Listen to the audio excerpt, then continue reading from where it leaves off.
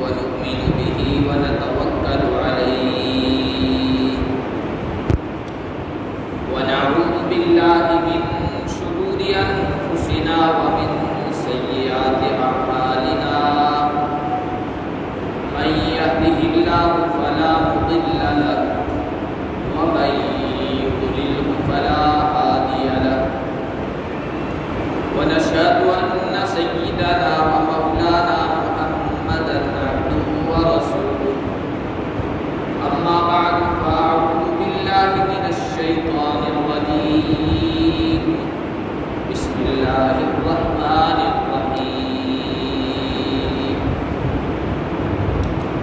ثم أورثنا الكتاب الذين اصطفينا من عبادنا فمنهم ظالم لنفسه ومنهم مقتصد ومنهم سابق بالخيرات بإذن الله ذلك هو الفضل الكبير. وقال النبي صلى الله عليه وسلم يقول الله تبارك وتعالى يا ابن آدم تفرغ لعبادتي أملأ قلبك غنى ويديك رزقا وإلا تفعل أملأ قلبك فقرا ويديك شغلا أو كما قال النبي صلى الله عليه وسلم. درود شریف. اللهم صل على محمد وعلى آل محمد كما صليت على إبراهيم وعلى آل إبراهيم إنك حميد مجيد. اللهم بارك على محمد وعلى آل محمد كما باركت على إبراهيم وعلى آل إبراهيم إنك حميد مجيد. میرے محترم بزرگوں اور عزیز دینی بھائیوں، اللہ تبارک و تعالی نے انسانوں کو اپنی عبادت کے لیے پیدا کیا. وَمَا خَلَقْتُ الْجِنَّ وَالْإِنسَ إِلَّا لِيَعْبُدُونِ. اللہ فرماتے ہیں میں نے انسان اور جنات کو نہیں پیدا کیا ہے مگر صرف اس مقصد کے لیے کہ وہ میری عبادت کریں. اللہ کی عبادت شوق کے ساتھ ہونی چاہیے، ذوق کے ساتھ ہونی چاہیے، رغبت اور جذبے کے ساتھ ہونی چاہیے، پوری توجہ کے ساتھ. اللہ کی عبادت میں شوق کا مل جانا، کامل جذبے کا مل جانا، یہ اللہ تبارک و تعالیٰ کی بڑی توفیق ہے اور اس کی طرف سے بڑی دولت ہے. جس کو عبادتوں کا ذوق مل گیا اس کو ایسا نور مل جاتا ہے کہ جس کی وجہ سے زندگی کی تاریکیاں، زندگی کے اندھیرے ختم ہو جاتے ہیں. اس لیے ذوق اور شوق کے ساتھ انسان کو عبادت کرنا چاہیے. انبیاء کرام علیہم الصلاۃ والتسلیمات کے بارے میں قرآن کریم نے ان کی جو خصوصیات، ان کی جو پہچان اور شناخت ذکر کی ہے وہ یہی کہ وہ بڑے شوق کے ساتھ اللہ کی عبادت کو انجام دیا کرتے تھے. حضرت موسیٰ علیہ السلام کا ذکر کئی جگہ آیا ہے. 16ویں پارے میں اللہ تبارک و تعالیٰ نے ایک جگہ ذکر فرمایا. حضرت موسیٰ علیہ السلام سے وعدہ فرمایا اللہ نے کہ اپنی قوم کے 70 بڑے لوگوں کو منتخب کر کے، چن کر کے میرے پاس کوہ طور پر آؤ، طور پہاڑ پر. حضرت موسیٰ علیہ السلام نے اپنی قوم کے 70 لوگوں کو چنا اور ان کو ساتھ لے کر چلے. راستے میں چلتے چلتے ان کے سارے ساتھی پیچھے رہ گئے اور حضرت موسیٰ علیہ السلام بڑے شوق کے ساتھ آگے بڑھ گئے۔ 70 ساتھیوں کو پیچھے چھوڑ کر وہ طور پر جلدی پہنچ گئے۔ جب جلدی پہنچے تو اللہ تبارک و تعالیٰ نے جو سب کچھ جانتے ہیں، ہر چیز سے باخبر ہے، واقف ہے، پوچھا وَمَا أَعْجَلَكَ عَنْ قَوْمِكَ يَا مُوسَىٰ، اے موسیٰ اپنی قوم کے لوگوں کو پیچھے چھوڑ کر جلدی کیوں کوہ طور پر آئے؟ حضرت موسیٰ علیہ السلام نے کہا عَجِلْتُ إِلَيْكَ رَبِّ لِتَرْضَىٰ، اے اللہ، اے میرے رب، میں آپ کے پاس جلدی اس لیے آیا ہوں تاکہ آپ راضی ہو جائیں، آپ خوش ہو جائیں۔ اس شوق اور ذوق کے ساتھ، رغبت کے ساتھ جلدی اس لیے آیا ہوں تاکہ آپ خوش ہو جائیں۔ یہ حضرت موسیٰ علیہ السلام کی ایک طرح کی عبادت تھی، رب سے ملاقات، رب سے ہم کلامی، اور پھر اللہ تبارک و تعالیٰ کی طرف سے اسی موقع پر تورات دی گئی۔ معلوم ہوا کہ جب کسی عبادت میں ذوق ہوتا ہے، شوق ہوتا ہے، رغبت ہوتی ہے، انسان پوری توجہ کے ساتھ انجام دیتا ہے تو اللہ تبارک و تعالی خوش ہوتے ہیں، راضی ہوتے ہیں، اللہ کی طرف سے برکتیں اترتی ہیں، رحمتوں کے فیصلے ہوتے ہیں، زندگی کی تاریکیاں، اندھیرے ختم ہوتے ہیں، سکون اور راحت انسان کو حاصل ہوتا ہے۔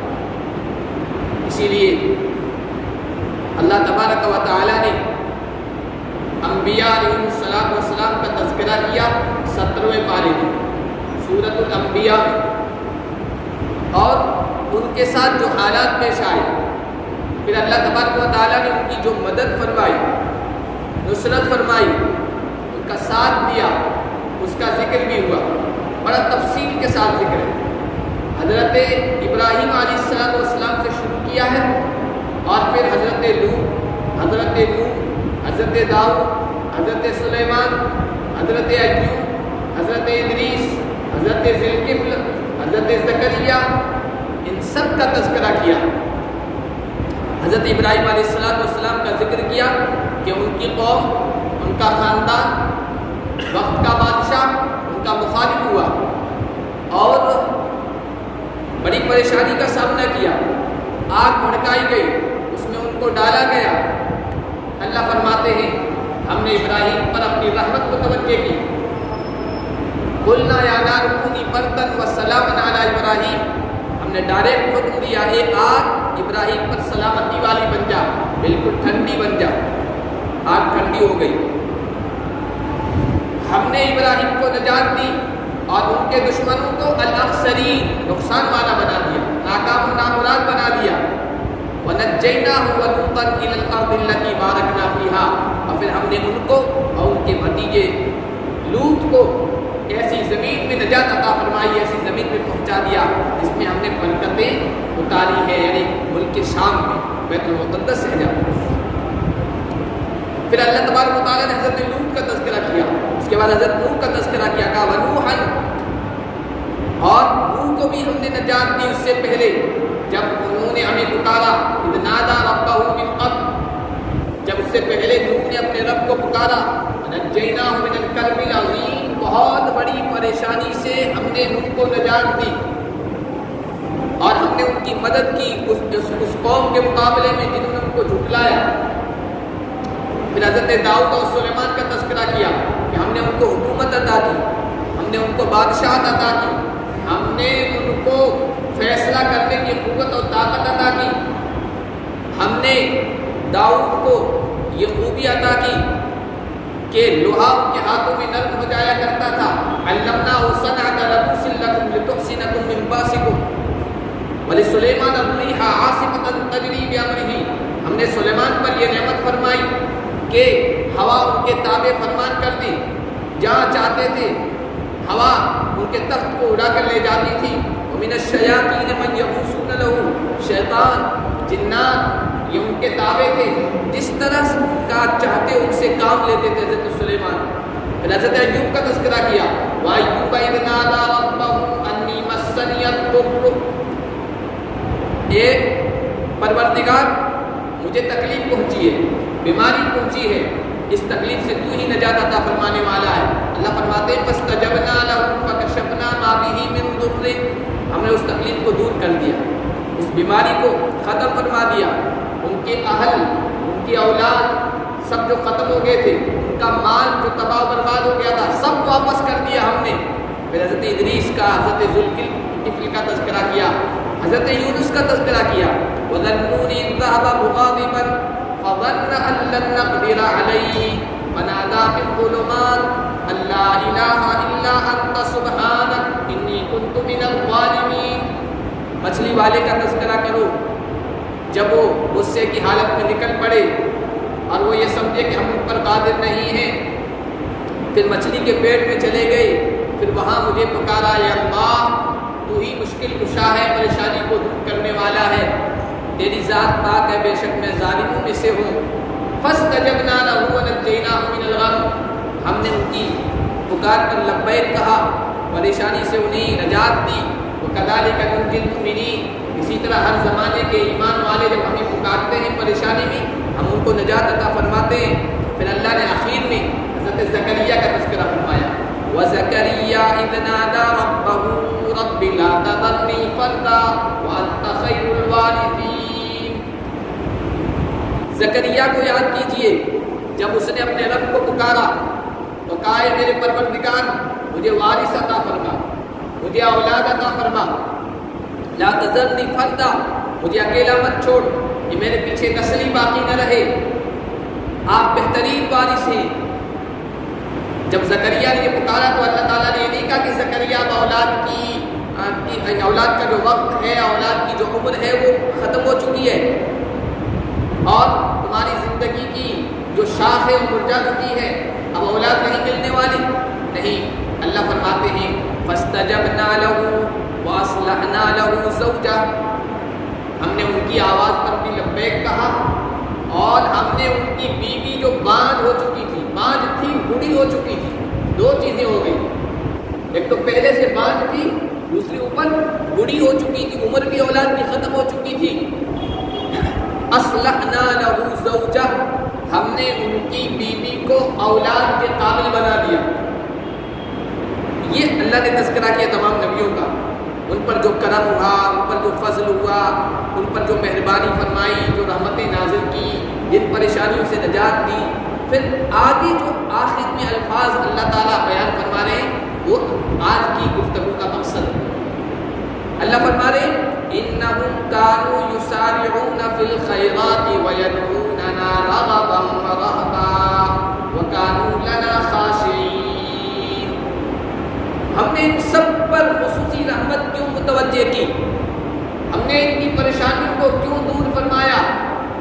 ہم نے ان کی تکلیفوں کا کیسے ازالہ فرمایا؟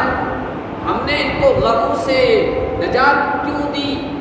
اس کی وجہ اللہ بیان فرما رہے ہیں انہم کانوا یسارعون فی الخیرات، یہ سب کے سب ہمارے بندے خیرات میں، نیکیوں میں، اچھائیوں میں، اعمال صالحہ میں، میری عبادت میں آگے بڑھا کرتے تھے، میری عبادت کو بڑے ذوق اور شوق کے ساتھ انجام دیا کرتے تھے۔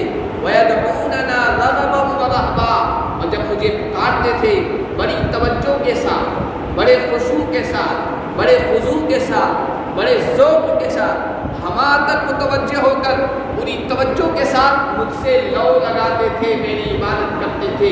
یسارعون فی الخیرات ویدعوننا رغبا ورہبا وکانوا لنا خاشعین، ہمارے پکے فرما بردار تھے، عبادتوں میں خشوع و خضوع اختیار کرنے والے تھے۔ یہ وجہ تھی، اسی لیے اللہ کے نبی صلی اللہ علیہ وسلم پر جب مکہ کے لوگوں نے زمین تنگ کر دی، آپ کو پریشان کیا، آپ کو اذیتیں دی، آپ کو تکلیفیں پہنچائی، اس سے آپ کو درد محسوس ہوتا تھا، تکلیف محسوس ہوتی تھی، تو اللہ تبارک و تعالیٰ نے اپنے حبیب سے کہا عبادت ذوق و شوق کے ساتھ کرنے لگ جائیے، ہم آپ کی تکلیف کو دور کر دیں گے، آپ سینے میں جو بوجھ محسوس کر رہے ہیں اس کو ہم ختم کر دیں گے، آپ کو راحت اور سکون عطا فرمائیں گے۔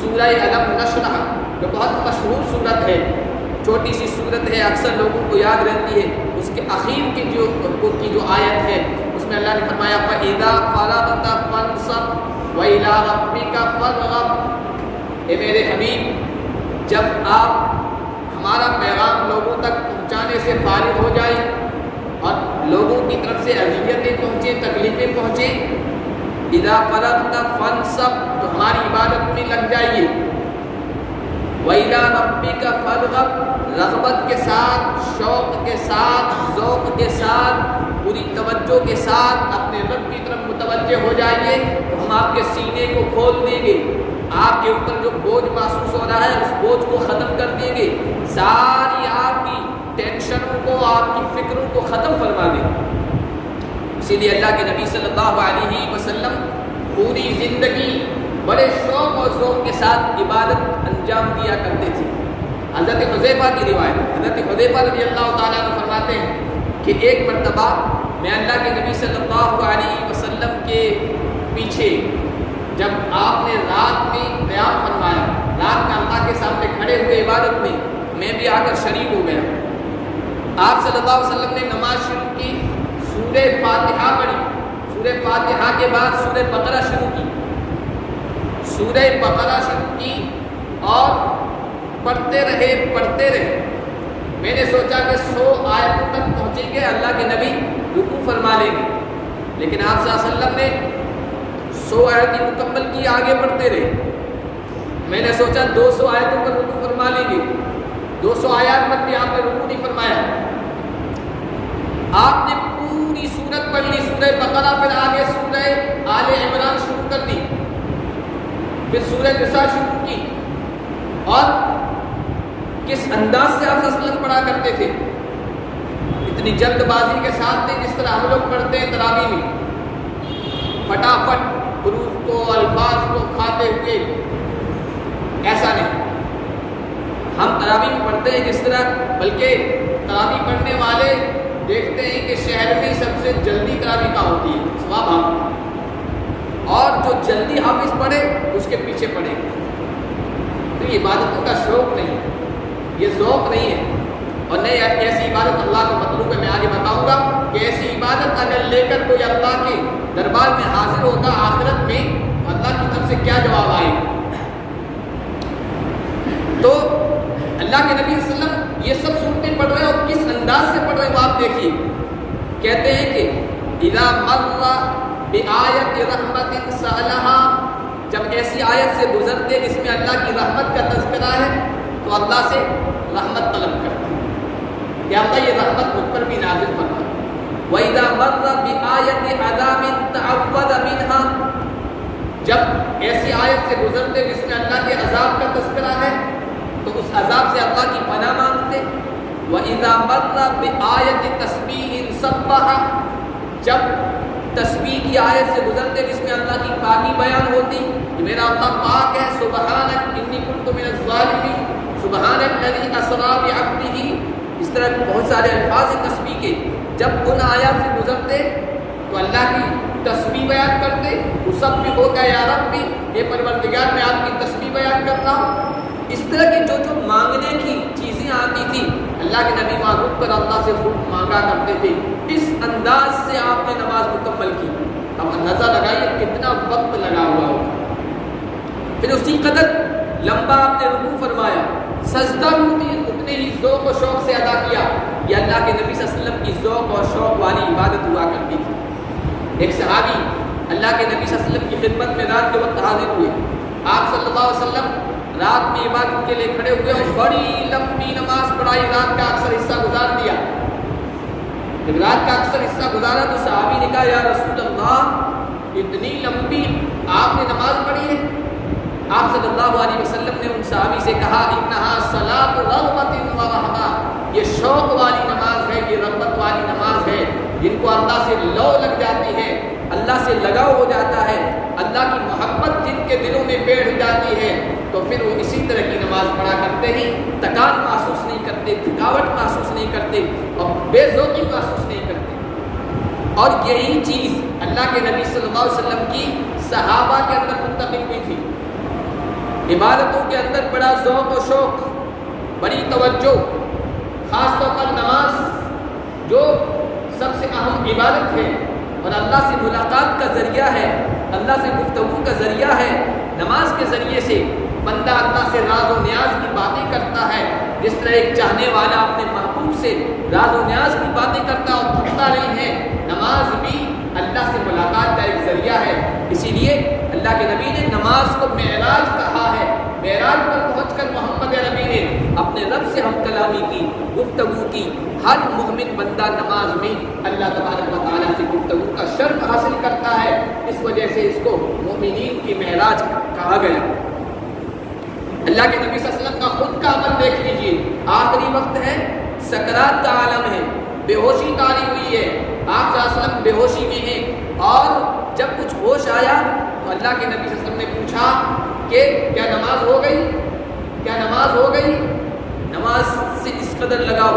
صحابہ نے کہا یا رسول اللہ انہم ینتظرونک، تمام صحابہ صفوں میں کھڑے ہیں، آپ کا انتظار کر رہے ہیں۔ یہ کہنے کے بعد آپ پر بے ہوشی طاری ہو گئی، پھر بیدار ہوئے، کچھ افاقہ ہوا، پھر بے ہوشی طاری ہو گئی، 3 مرتبہ یہ معاملہ ہوا، پھر آپ صلی اللہ علیہ وسلم کو کچھ افاقہ ہوا، آپ نے پانی منگایا، غسل فرمایا، اور پھر اتنی کمزوری اور مدہوشی کی سی کیفیت تھی کہ ایک طرف حضرت علی تھے، ایک طرف حضرت عباس تھے، ان کے کاندھوں کا سہارا لے کر جا رہے ہیں مسجد کی طرف نماز میں شامل ہونے کے لیے، اور بخاری شریف کی روایت ہے وَرِجْلَاهُ تَخُطَّانِ إِلَى الْأَرْضِ، آپ کے پیر زمین پر ٹک نہیں پا رہے تھے کمزوری کی وجہ سے، یوں زمین پر لکیریں بن رہی تھی پیروں کی وجہ سے، اتنی کمزوری تھی، لیکن آپ نماز کے لیے جا رہے ہیں۔ آخری وقت میں نماز کے ساتھ اتنا لگاؤ اور نماز کا یہ شوق۔ حضرت عمر رضی اللہ تعالیٰ عنہ کی آپ تاریخ اٹھا کر دیکھیں، ابو لولو فیروز مجوسی نے آپ پر حملہ کیا، اور حملہ کرنے کے بعد آپ زخمی ہو گئے، نماز فجر میں تھے، آپ کو اٹھا کر لایا گیا گھر کے اندر لوگ وہاں موجود تھے ارد گرد، اتنے میں حضرت مسور بن مخرمہ آئے اور صحابی تھے، آ کر کہنے لگے کیا عمر نے نماز ادا کر لی؟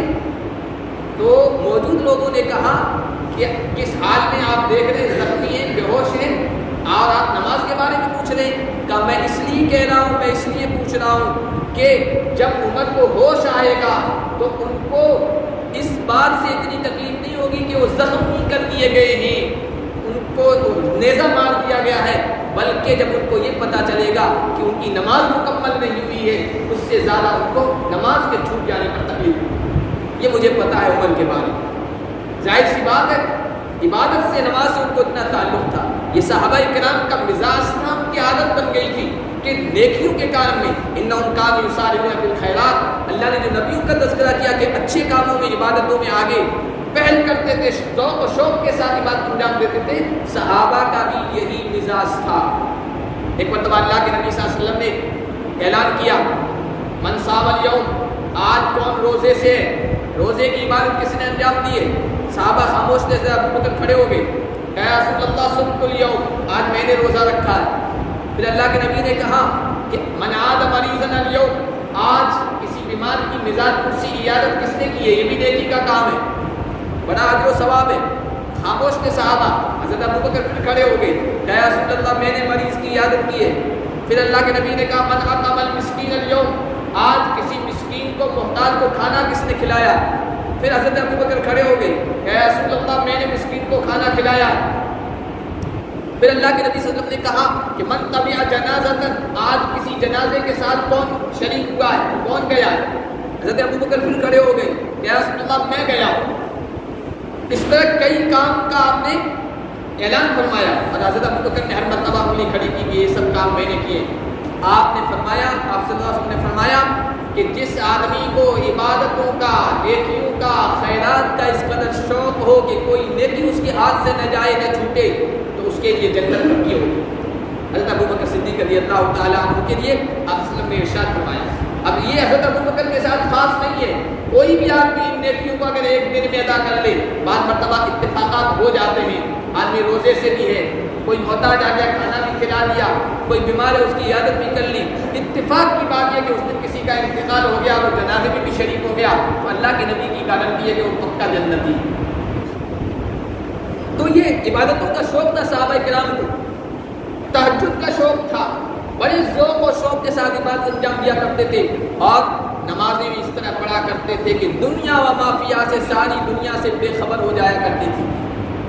آج ہم میں عبادتوں کا شوق نہیں ہے، جذبہ نہیں ہے، عبادتوں کا ماحول ہے، عبادتوں کا مہینہ ہے، صرف رمضان میں، یہ شعبان اور اس طرح رجب، یہ سب عبادت کے اور ذوق و شوق کے ساتھ اللہ کی طرف متوجہ ہونے کے مہینے ہیں۔ لیکن آج ہماری غفلت دیکھ، جمعہ کا دن عبادت کا دن ہے، لیکن ہم لوگ کب شریک ہوتے ہیں؟ جمعہ میں خطبہ شریک ہو رہا ہے، خطبے میں آدمی آ رہا ہے، کب آ رہا ہے؟ جب یہ بھی خطبہ ہے، صرف وہ خطبہ نہیں ہے، اصل تو وہ ہے کیونکہ وہ عربی میں ہوتا ہے، سمجھتے نہیں آپ، اس لیے جہاں جہاں عربی زبان نہیں ہے وہاں سمجھانے کے لیے، دین کی بات پہنچانے کے لیے اس طرح اردو میں، عربی میں، اور جہاں جو زبان ہوتی ہے وہاں کے علاقائی اس کے ذریعے سے سمجھا جا رہا ہے۔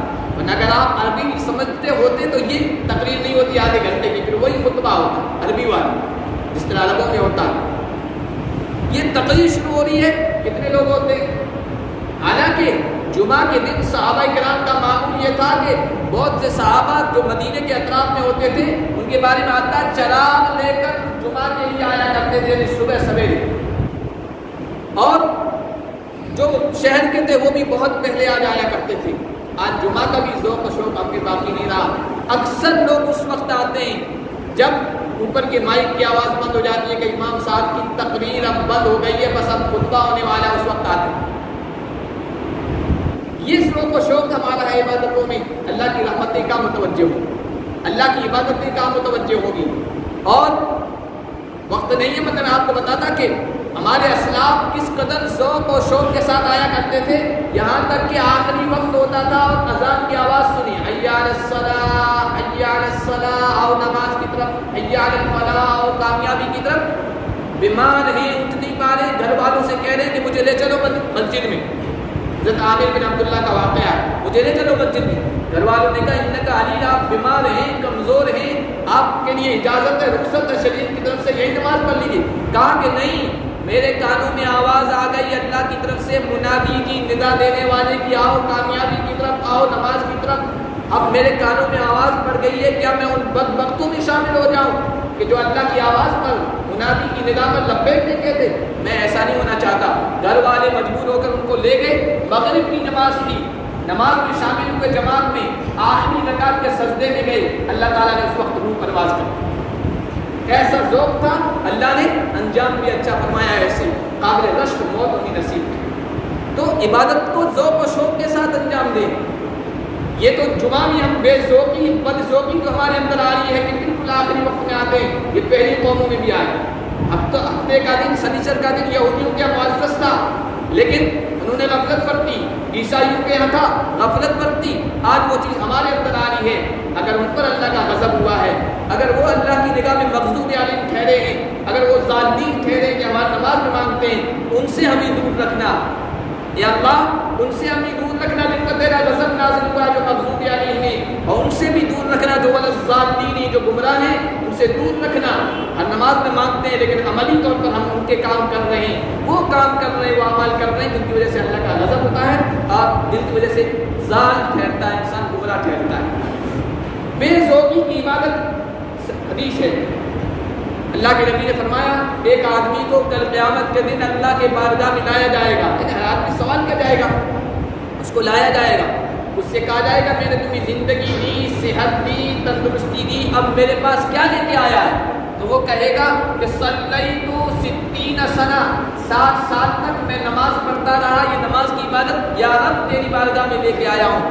اللہ کہیں گے تم نے یہ جو نماز پڑھی تھی بد ذوقی والی، بے شوقی والی، بے رغبت والی، بس کھانا پورتی والی کی تھی، آج یہ تیری عبادت رحمت نہیں زحمت ہے، ٹھکرا دیں گے اللہ تبارک و تعالیٰ ایسی بات۔ اللہ پاک ہمیں اپنی عبادتوں کو ذوق اور شوق کے ساتھ، رغبت کے ساتھ، پوری توجہ کے ساتھ انجام دینے کی توفیق عطا فرمائے۔